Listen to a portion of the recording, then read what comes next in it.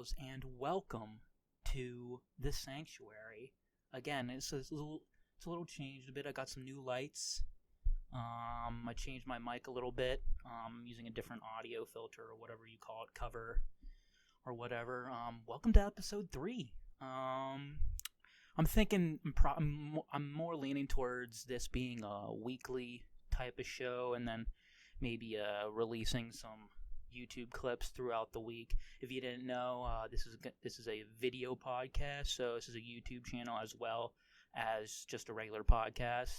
Update, you can now download this on Spotify and Google Podcasts now, so we're moving up in the world. We're not just on YouTube, we're on Spotify and Google Podcasts. I'm trying to get us onto iTunes, the big where everyone listens to podcasts if you have an Apple iPhone or whatever, but you can go on Spotify and Google Podcasts now and get it. But hopefully in the future I get it on iTunes. We're working on that right now.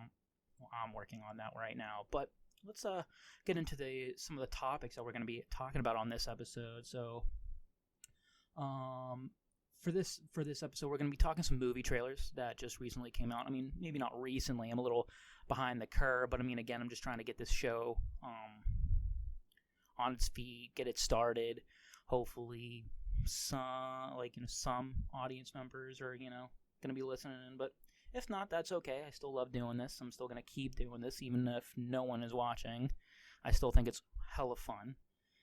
Because I love talking about nerdy shit, whether movies, TV, video games, some comics and books sprinkled here and there. But along with movie trailers, we're also going to be talking a special director that I admire, and Christopher Nolan, because he has a movie coming out in 2020 that just released a trailer that we're going to be talking about. And I also got one of his movies for Christmas, and I watched it, and it's still pretty great. So we'll be talking about that, probably doing an in-depth review on that film, and then after that we're going to go into some what you should be expecting from Nerd Out Sanctuary in the future, upcoming episodes, some ideas that I have that I want to do. So we'll get into that. So getting into it, before we get into those topics though, I just recently watched a Netflix true crime docu-series. It's called Don't Bleep with Cats, or Don't Fuck with Cats, that you find out in the show. And it's about I guess this viral video that goes around of this like fucking psycho who basically kills a couple cats in a viral video, and some of these people on the internet kind of band together and try to catch this guy and like find out where he is and why he's doing these, and some shit ensues. I thought it was pretty good. I liked it. It's really short. It's 3 episodes. Each episode's an hour. I would definitely say if you're into that true crime docu-series, sort of like Making a Murderer and The Keepers, that are also on Netflix, that I recommend. I would definitely check this one out. It's pretty good. Creepy. It gets pretty ridiculous at the end, like these docu-series do. And it doesn't take a lot of time out of your day. I mean, it's 3 episodes, it's 3 hours long, so I would recommend it. If you're not into that sort of thing, I would skip it. It's not better than Making a Murderer or The Keepers. It's not an absolute watch, but I enjoyed it, and I thought I should bring it up because maybe you will too. But let's get into some movie trailers that just recently came out. First being the new Top Gun movie, Top Gun Maverick. This movie is coming out, expected to premiere on June 26th, 2020, so it's a summer blockbuster. It's going to be making some money, probably, most likely, but I have to say, from the trailer, it looks pretty good. I'm honestly surprised how good this trailer looked.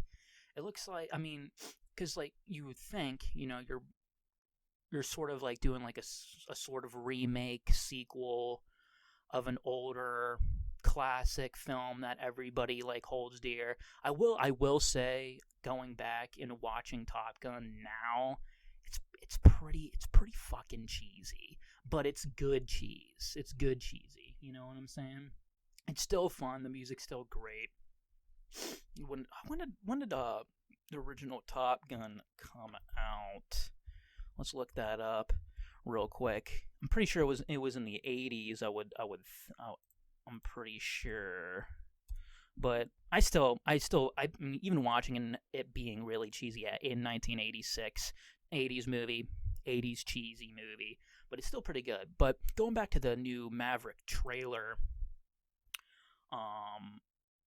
it looks like they're taking it pretty seriously. I mean, these aviation scenes in the trailer are looking pretty intense and pretty ridiculous. I looked up at some interviews of Tom Cruise, and he was saying like, yeah, we got the actors to handle this, the amount of G-force that they're going to be getting in these actual jet planes, and it's like, whoa, okay, so they ain't screwing around with this film. So from the movie are at least gonna get some pretty awesome dogfighting scenes. I would hope, but I'm gonna read you the synopsis that's on IMDb real quick. After more than 30 years of service as one of the Navy's top aviators, Pete Mitchell, Tom Cruise's character, is where he belongs, pushing the envelope as a courageous pilot, and dodging the advancement in rank that would ground him. Okay, so he's getting promoted,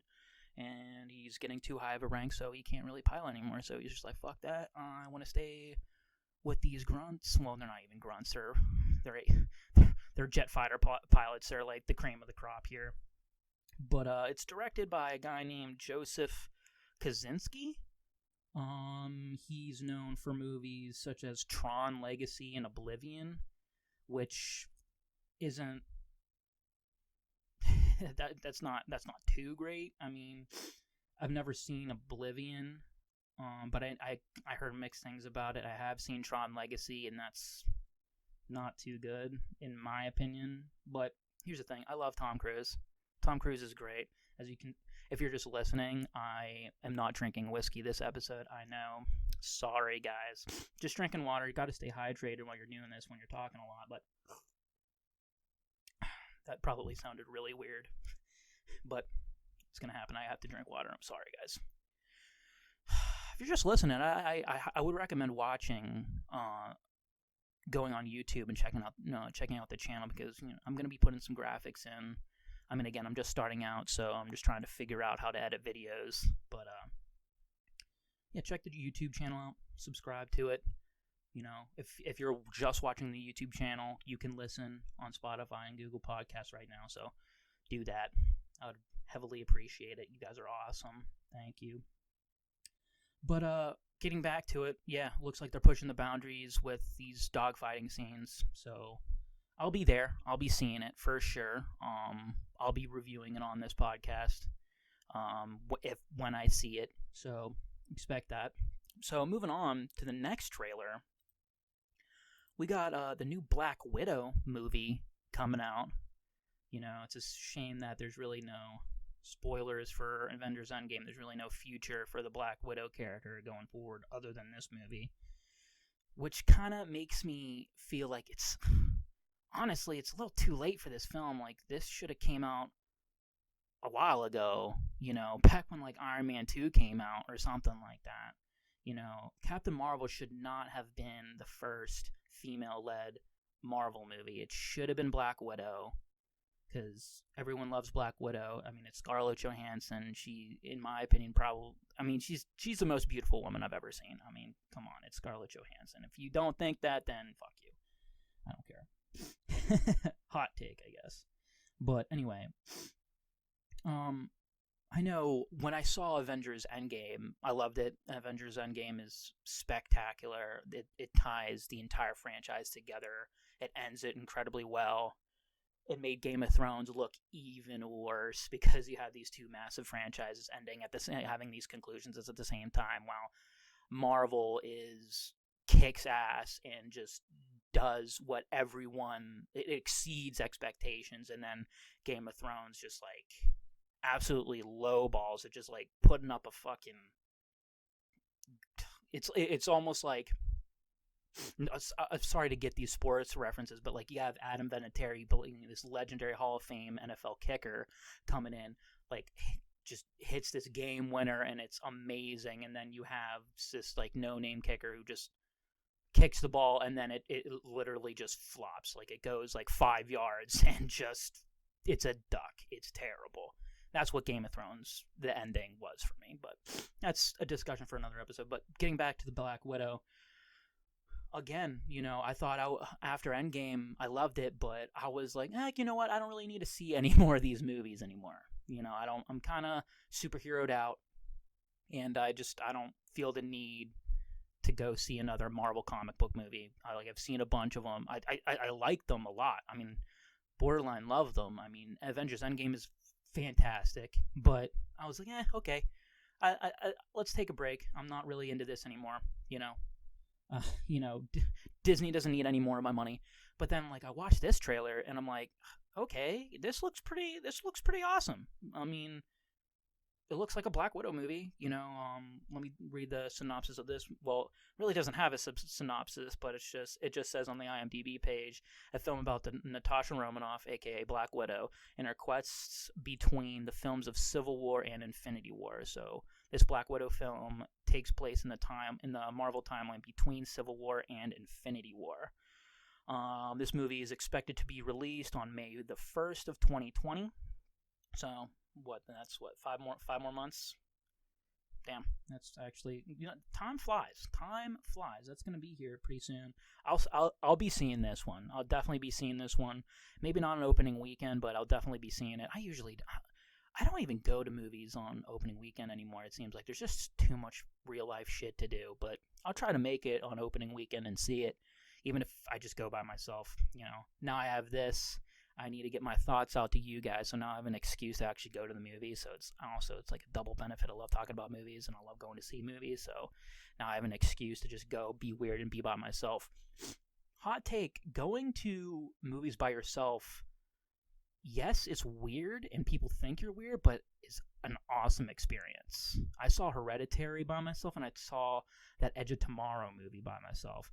Both of those experiences were some of my favorite movie theater experiences. I mean, it's not my most, but it's awesome, But anyway, getting back to the movie. Some other actors that are in it. Florence Pugh from Midsommar. She was in that, I forget, that one, like, Braveheart historical sequel movie. I'm blanking on it. It has Chris Pine in it, but she was in that. She was great in that. She's amazing in Midsommar. I would see that. If you're a horror fan, see Midsommar. It's really good. It's not amazing, but it's really good. But she's great though. She's a great actress. I'm a huge fan of David Harbour. He's in it. He plays his father, her father, Florence Pugh's and Scarlett Johansson's father. They're both they're sisters, Florence Pugh and Scarlett Johansson's character. But yeah, I'm a huge fan of David Harbour from Stranger Things. He's great. This movie is going to be directed by a woman named Kate Shortland. I looked her up. She doesn't have any too much in her filmography. I mean, there are a bunch of smaller indie stuff that I've never seen before, so that could be good. I don't know. I mean, the trailer looks good. I'm going to be seeing it, so great. So now getting into the final trailer that I want to talk about. By a filmmaker that is, I believe, one of the best working today. And the movie is called Tenet. And it's directed by Christopher Nolan, who is one of my favorite, like I said, one of my favorite filmmakers of all time. And he's, if not the best director working today, he's one of the best. Like, he's one of those directors that you put his name up on the screen, and it's just a black screen, and if it's a trailer to a movie, I'm like, I'm sold. I don't need to see this trailer at all. I'm sold just from the name. Sorry, I hit the mic. That probably sounded really bad. But, yeah, I'm doing hand shit. Sorry. Hopefully it won't happen again. But reading the synopsis of this film, an action epic revolving around international espionage, time travel, and evolution. Okay. Count me in, I guess. I mean, here's the thing. It definitely looks like that Inception. Sorry, words are hard for me. I've said in my previous episodes, they're hard for me. But yeah, it looks Inception-esque. This not psychological, but like weird ass sci-fi thriller thing. Like, it's incredibly intriguing. The trailer looks cool. They're doing this like reverse effect type of thing. Like in the trailer, a car like flips over, and then like they redo the scene, and as they're driving towards this car is like rolling back over. It's so cool. It's one of the coolest effects. I mean, here's the thing. This is what Christopher Nolan does. He does these weird ass cinematic marvels while he's making a film. Like Inception. You have that hallway fight scene where it's like revolving, and Joseph Gordon-Levitt's character is fighting one of those, projections or whatever. In The Dark Knight, they flip that tractor trailer. What else? I mean, The Dark Knight Rises in that airplane. That was ridiculous. What else do I have written down here? I have other things written down. Oh yeah, Interstellar, the black hole. Like, apparently that was like according to some like that famous Kip Thorne guy, that astrophysicist, said like, yeah, this is the closest a film has ever gotten to portraying what a black hole would actually be like. And now we have a picture, like the actual picture of a black hole that was obtained, I think like a couple months ago, and it was like, oh, that actually kind of looks like the black hole from Interstellar. Oh, wow, okay, well, Chris Nolan. I mean, again, this is just typical from him, man. Typical from him. Tenet stars Elizabeth Debicki. Who is she? I have no idea who that is.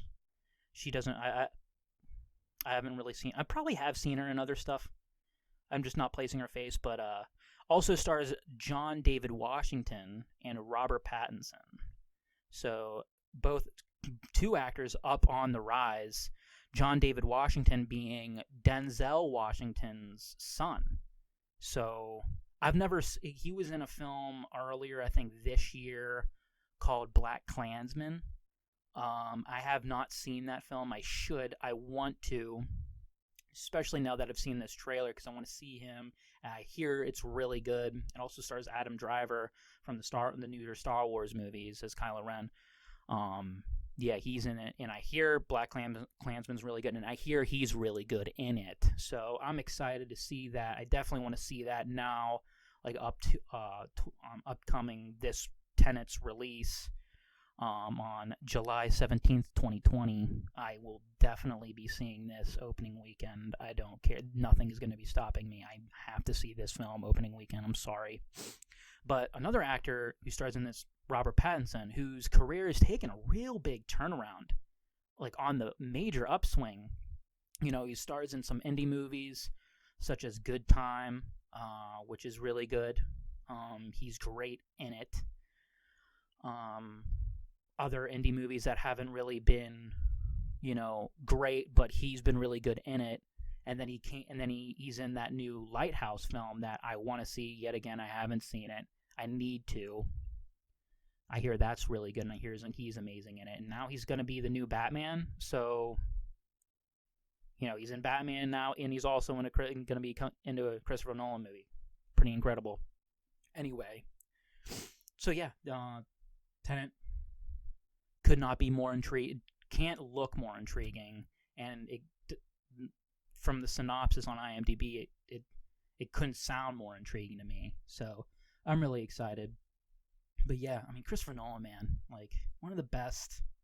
He's the best. He's one of the best of the best. I mean, just like looking at his like past filmography. I mean, you got The Prestige, which is about two rival magicians trying to, be one-upping each other. That's amazing. See that Memento about a guy who's trying to find the killer of his wife. That's a major psychological thriller that you have to watch multiple times to really get. It took me like 2 viewings. It was like, oh wow, holy shit, that's what's happening. Damn, another fantastic film. Again, revolutionary, telling a story in reverse. Memento, see it. It's great. We're talking about the Dark Knight trilogy. Batman Begins, The Dark Knight, my second favorite film of all time. The Dark Knight Rises, Interstellar, Inception. Another movie that we're going to be doing an in-depth review in this episode, Dunkirk, because I just got that movie in Christmas and I just watched it 2 nights ago, and wow, I have to talk about it. But I mean, even his lesser films, his worst films, are still really, really good. I would say The Dark Knight Rises and Interstellar aren't amazing, but they still look really, really great. They still have incredible acting. I mean, the stories in them are still heavily interesting. I mean, Interstellar is I would argue, probably the best looking space sci-fi film ever made. Even though the whole love transcending dimensions and Anne Hathaway's bullshit and the ending doesn't really work for me, at all. But it's still a fantastic movie. Matthew McConaughey's performance is spectacular. When they want you to be emotional, you are. When you want to be on the edge of your seat, you are. When they want your heart rate to be extremely high, it is. I mean, The Dark Knight Rises is still incredible. I mean, Bane is amazing. I mean, come on. You think darkness is your ally? I mean, come on now. Sorry for that. I mean, that's what you're going to be expecting from this podcast. You're going to be getting some random-ass shitty impressions from me. Sorry, taking another swig of my water. I have to. I'm doing a lot of talking. But anyway, getting on with it. Yeah, I mean, but that movie still doesn't work on all levels. I think Anne Hathaway. Not a huge fan of not a huge Anne Hathaway fan. Yeah, I don't know. Just something about her. I just don't really like her as an actress. She doesn't really. I don't know. Whenever I see her in the movies, I don't see her as her character. I just see her as Anne Hathaway. And that's not really what I want in my movies. I want to be immersed in the world. I want to be forgetting these actors are their actors and they're actually these characters. So Anne Hathaway doesn't really do it for me, especially not her Catwoman. I'm sorry.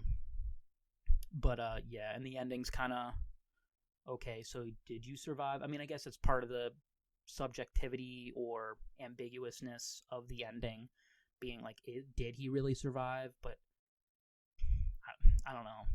Again, it's definitely the worst of the Dark Knight trilogy. But again, both of those movies, Interstellar and Dark Knight Rises, are still really good movies, and I would still highly recommend them. So his worst movies are still really good. So my favorites of his movies are some of the greatest films of all time. I mean, come on. Inception, The Dark Knight, The Prestige, Memento. Flawless films. I would highly, if you have not seen those movies, go out and buy them or rent them now. They're amazing. So, let's get into Dunkirk, his most recent release. Like I said, I just got this movie on Blu-ray 4K. I didn't watch it in 4K because my TV's not 4K. I know, I should get a 4K TV. TVs are not as expensive as I thought they were. But, whatever. You know what I forgot? I forgot to take some longer pauses between segments because I want to clip this episode up, and it gets a little bit hard to do that if I'm just constantly talking. But, whatever. I'll make it work. You know. I'll start doing more pauses now. So, Dunkirk. His most recent released film. It was released on July 21st, 2017. So what? Around 2 to 3 years ago. But yeah, like overall opinion on the film, really great. Is it his best film? No. Is it his worst film? No. So if you were paying attention to my show and you were kind of catching the Chris Nolan scale between really good and absolutely phenomenal, it kind of lies somewhere in the middle. So it's like pretty great. It's pretty amazing. And I honestly wouldn't describe Dunkirk. I mean, it is a film. It is a film. It's a spectacular film. But I wouldn't really categorize it as a film. It's more of an experience. Especially I was lucky enough to see this in the movie theater. And wow. With the surround sound, the great picture quality. All of his films are made to be seen in the theater. Excuse me, I'm burping a lot. I don't know. I just had an energy drink earlier, so that's probably what's happening. I just ate dinner. But anyway, let's read the synopsis on IMDb of Dunkirk. Allied soldiers from Belgium, the British Empire, and France are surrounded by the German army and evacuated during a fierce battle in World War II. So if you don't really know anything about the Dunkirk battle or incident, I'd suggest reading up on it. It's highly interesting. So these Allied forces, they were basically being driven out of France in late May of 1940, and so they were driven out to the beaches of Dunkirk, which is in France. And since these beaches were a little too shallow for the destroyers, like those big army ships, they had to basically do one at a time, or just get these smaller boats where you see in the film they actually requisitioned some civilian boats to go and pick the soldiers up from these beaches, and these soldiers just had to wait on the beach for them to get evacuated while these German planes would continuously dive bomb them constantly. So if you really think about it, just being stuck on a beach with no air cover and airplanes are shooting at you, holy shit, it's pretty fucking scary. And I think Christopher Nolan does an incredible job of encapsulating and embodying that fear and that instinct of just do anything to survive into a film, and it makes you, the audience member, experience that. And yeah, he does it to a T. But with that, there's really not any story. I mean, the way Nolan tells the story is incredibly unique and different, where he kind of shows three different perspectives: the air, land, and sea, and also different timelines of the same event. So three different perspectives at different points in time of the Dunkirk incident, and you see when they connect and overlap in timelines, when they kind of interact and intertwine with each other. It's really cool. I mean, there's really not much to spoil with the film because there's really not much of a story other than just survive.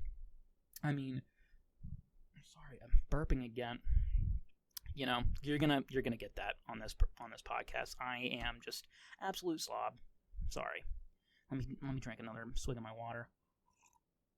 But yeah, on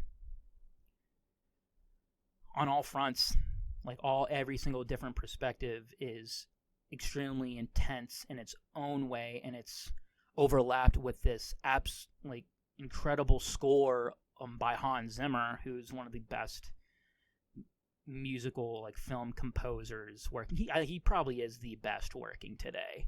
I mean, John Williams was always that guy. He was that guy, and I think now Hans Zimmer has become that guy. He's yeah, Hans Zimmer, can you come just score my film because it's gonna be great, and you're the best. So yeah, he works with the best directors. But yeah, and his score, it's this ticking clock constantly, which just lets you not be able to breathe the entire film, and just like you just don't really know what's gonna happen next, but like something is coming because of this constant ticking of the clock score that's always has you on edge, and it always has your heart beating fast, and you're like, holy crap, like what the fuck's gonna happen, you know? But anyway, so because it's such an experience, it kind of takes away from the story and the characters, so there's really not, you don't know anything about these characters, like, at all. There's nothing about them that's interesting. No one really has an arc of sorts, you know? Like, the most characters being done is just one of the civilians on the boat going towards Dunkirk to try to save these guys who are on these beaches. That's the most character. There's really no, like, heroics being done other than maybe Fallon, who's the pilot, one of the British pilots in one of the three perspectives. He does some incredible heroics. You know what? Fighter pilots, like, wow, like, you gotta be a special type of person to be doing that. You know, you're flying over just ocean, and you go down, there's, like, no guarantee that you're gonna be picked up. Like, you just go down in the middle of the ocean. One, there's no guarantee that you're gonna survive, and two, there's no guarantee that you're going to be picked up by anyone. So you're just going to be out there. Like, that's incredibly scary in itself. But yeah, so again, the characters are not strong and there's really no story. So that kind of made it kind of receive some unfair criticism, in my opinion. I mean, mainly by just the general audience. I mean, looking at the Rotten Tomatoes scores of this film, the tomato meter has it at 93% certified fresh, which is an incredibly good score. It's out of 100%, 0 to 100. I think you have to be below 60% to be a rotten score. So it's at 93, so it's pretty goddamn high. And like the entire total count of reviewers is 440. So critics loved it, but the audience score was 81% out of like around 70,000 reviews from the audience, from users. So around 81%. That differential is like a 12% differential. That's decently, I mean, it's not the biggest I've seen, but it's still, 81% is like just good, I would think, on Rotten Tomatoes. And like if you're like near 90s, like that's spectacular. I honestly think the problem there with the general audience is they were expecting another Saving Private Ryan. You know, like it was kind of advertised as sort of like the next Saving Private Ryan, and if you have been following Christopher Nolan's career, he's kind of following a Steven Spielberg-esque type of career path where he's dipping his feet in all these different types of genres. Like, you know, let's do sci-fi, let's do comic book hero, let's do war film, let's do sci-fi film and Interstellar, you know, like let's do all these different genres and show my versatility because I'm like the greatest, which is awesome. I want him to do that. But you know, if you know anything about Steven Spielberg, he did Saving Private Ryan, which in my opinion is possibly my favorite war film of all time. God, I keep burping. I'm sorry, it's ruining the episode. Absolutely ruining this episode. I am not watching Nerd Out Sanctuary anymore because the host keeps burping. Fuck that burper dude. Stupid. I know. What's wrong with me, guys? What's wrong with me? Anyway, staying on target here with Dunkirk. You know, I think the film received some unfair criticism because it's being compared to one of the greatest not only one of the greatest films, one of the greatest war films of all time. In my opinion, the greatest war film of all time, especially World War II films. But I mean, I think you can't really compare it. You can't compare the two because they're both so different. You know, one's an actual film with actual like, you know, like actors acting in a film. Like there's no like, oh, I'm an English teacher type of moment. If you know, don't know that, if you've never seen Saving Private Ryan, you know, there's a big scene between actors where, you know, Tom Hanks' character talks about what he used to do before the war. And that's a really big moment. That's a big acting moment. There's really none of that in Dunkirk. There's no time for that in Dunkirk, which like you feel, which what makes Dunkirk so special and such a special experience that I would highly recommend. Just touching on a few other things about Dunkirk. I already talked about the land, air, and sea perspectives. I mean, it just makes you, the whole film just makes you so engaged, and like you're just really living vicariously through these characters, which makes you almost fear for your life while just sitting in a fucking theater. You're like, you know what? Like, I might be bombed by Germans right now. This film is making me feel like I'm sitting on a beach about to be gunned down by German airplanes, and there's nothing I can fucking do about it. You know? And that's so scary. That's so scary. But yeah, aviation scenes, the dogfighting scenes are really intense.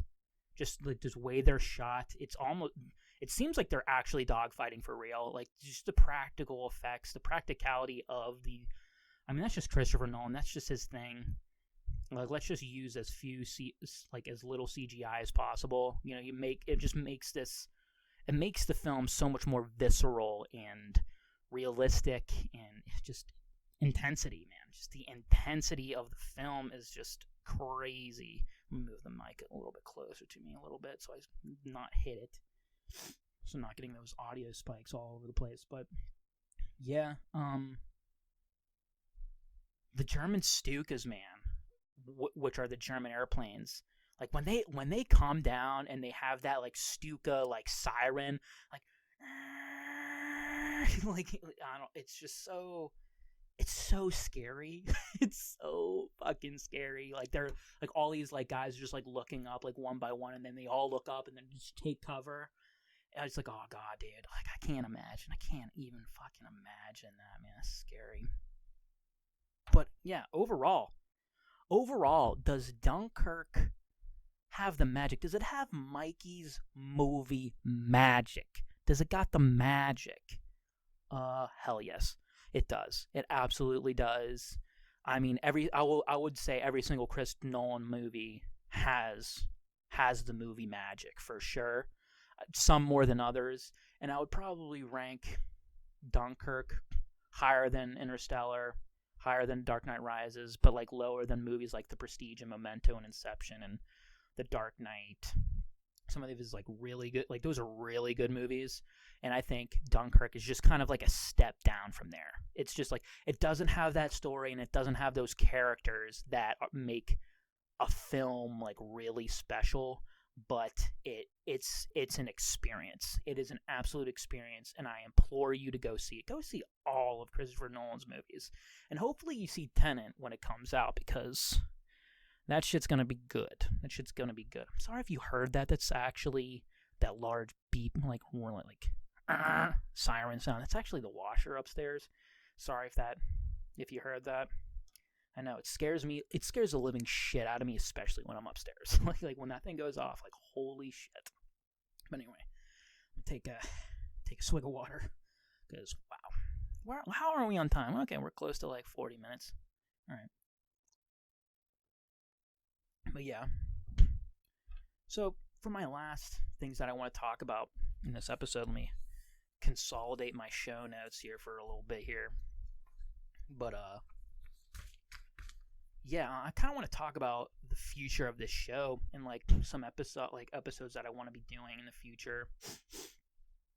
So yeah, I just started watching the Witcher series. I've watched the first 2 episodes. I don't know how many episodes there are, but expect a review from that. I might do that in the next episode and try to find something else to talk about in that episode. But the Witcher series might be the main thing of next week's episode. So look for that. I know it's going to be late. I know everyone's like popping out reviews left and right. I'm not going to be the guy who's going to be the first on the scene. I just kind of want to be the guy that like you trust to give you some really good content, like entertainment recommendations, and just to nerd out about stuff. We're nerding out here. We're nerding out about nerdy shit. Let's come on now. But yeah, The Witcher. Again, huge fan of The Witcher 3 Wild Hunt, but not too familiar with. No, I might be a little too close to the mic. Again, growing pains of the show. This is only my 3rd episode, so I'm just trying to work out the logistics of everything. But yeah, The Witcher.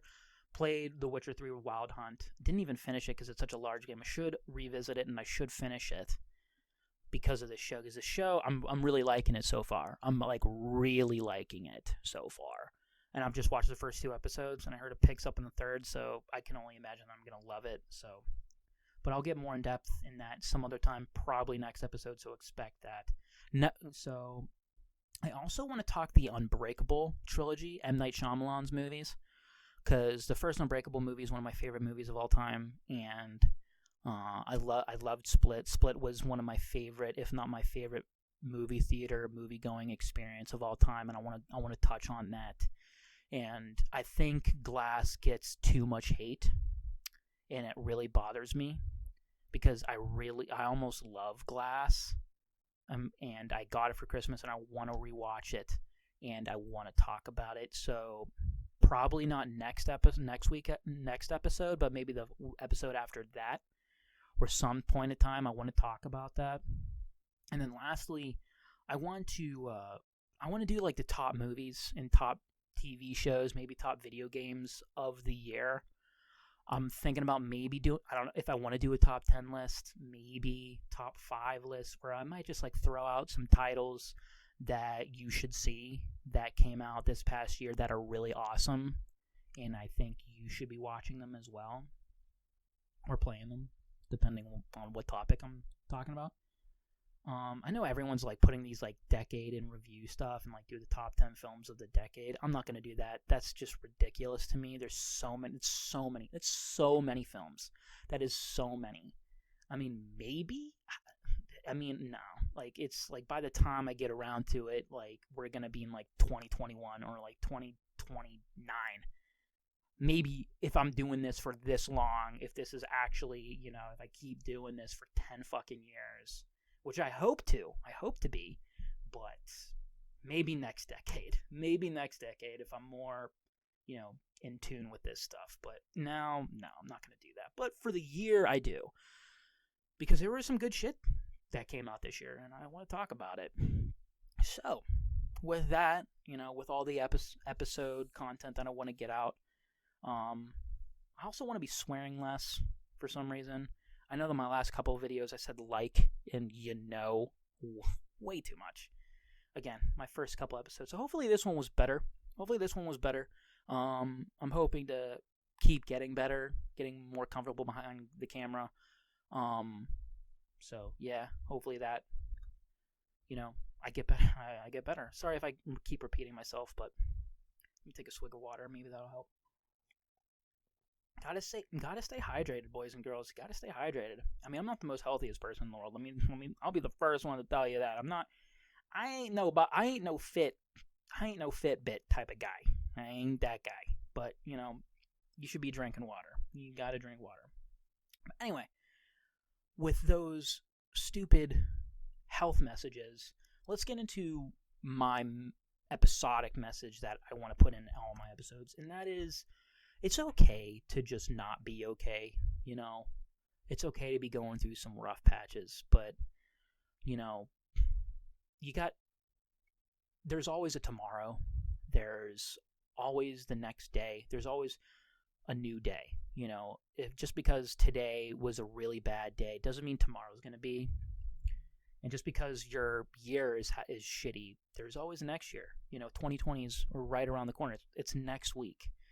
So, there's always tomorrow, and just use those bad times and bad experiences as growth periods and mental growth moments to make you a better person. Because I'll be the first one to tell you, life can be extremely hard, but life isn't fair. It's just not. And once you accept that and you take all that negative energy and you turn that into a positive energy that helps you grow as a person, you're going to become a better person and the person that you've always should have been. So, bad things happen, not the end of the world. So just don't let the world get you down, and don't let people and the world defeat you. Don't let them to defeat you, It's fine. Come watch Nerd Out Sanctuary with me. You know, don't watch it with me, but like watch me. Help me help you. Help me help you. Tell me what movie that's from in the comments. Tell me what movie that's from. You'll get some brownie points. Other than that, I can't offer you anything else but that. But anyway, so with that, episodic message, that shitty emotional message that I keep saying, that's the episode. So, I thank you for tuning in. Again, I'm on Spotify, Google Podcasts. If you want to listen to the full episodes, those are just full episodes on there, by the way. I'm not clipping shit up and putting them on there. No, they're just full episodes. But if you want to watch just clips, I'll be posting clips of all my episodes on YouTube. Nerd Out Sanctuary on YouTube. Subscribe. It's huge help. It would mean so much to me. Every single one of your subscriptions. Like the episode, like my videos, listen, download my podcast. It'd be it means so much to me. And, I'm doing this as a hobby. I'm not doing this, for financial gain or anything. I don't really care about that, even though it would be really helpful. But right now, it's whatever, Big things have small beginnings. Tell me what movie that. Well, it's not really from a movie. Like it's a phrase. It's a common phrase, but it's in a movie. But again, love you guys. Thank you for tuning in, and I'll see you on the next episode of Nerd Out Sanctuary, which will hopefully be next week. Sorry, this is like a really extended ending, but I don't know exactly when this is going to be releasing. So hopefully by the next episode, I'll iron that out for you. But yeah, weekly episodes. So yeah, on that note, thanks guys, and I'll see you on the next episode of Nerd Out Sanctuary. Goodbye.